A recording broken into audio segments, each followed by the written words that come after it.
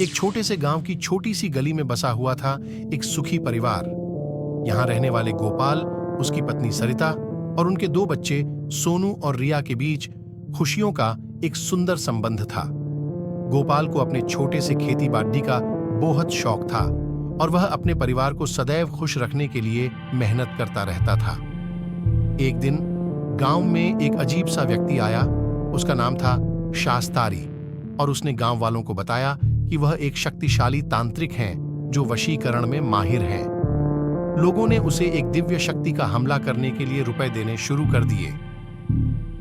शास्तारी ने गोपाल के घर के बारे में सुना और वहां के लोगों की मुख्यता से बहस करते हुए उन्हें अपने वशीकरण के बारे में बताया। उसने गोपाल के घर में रहने वाली रिया के बारे में सुना और उसका निशाना बना लिया। एक रात गोपाल के घर में एक अजीब सी आबादी छाई रही थी। रिया, जो नींद में थी, एक अदृश्य शक्ति की ओर खींची जा रही थी। शास्तारी, जो किसी अनजान स्थान से रिया की बातें सुन रहा था, उसने अपने तांत्रिक कौशल से रिया को वश में करने का प्रयास किया। रिया की आत्मा में एक अजीब सा बदलाव आने लगा।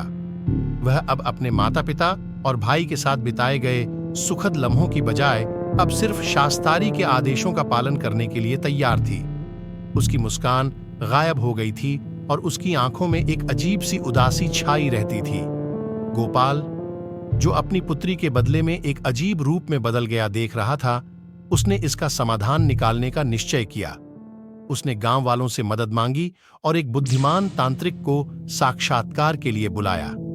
तांत्रिक, जो गोपाल के साथ था, ने रिया की आत्मा को मुक्त करने के लिए विशेष मंत्रों का जाप किया। रिया की आत्मा में सुधार होते ही उसने अपने परिवार को 12 बजे की तरह हंसते हुए देखा।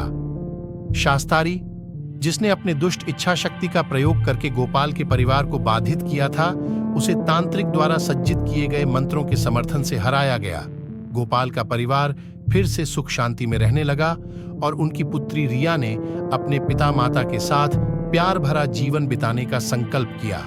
इस कहानी से सीखने को मिलता है कि शक्तिशाली तंत्र मंत्रों का दुरुपयोग करने वाले व्यक्तियों से बचना हमारी जिम्मेदारी है। हमें ऐसी क्रियाओं से बचकर सच्चे प्रेम और सद्गुणों का मार्ग अपनाना चाहिए ताकि हमारा जीवन खुशहाल और समृद्धि भरा रहे।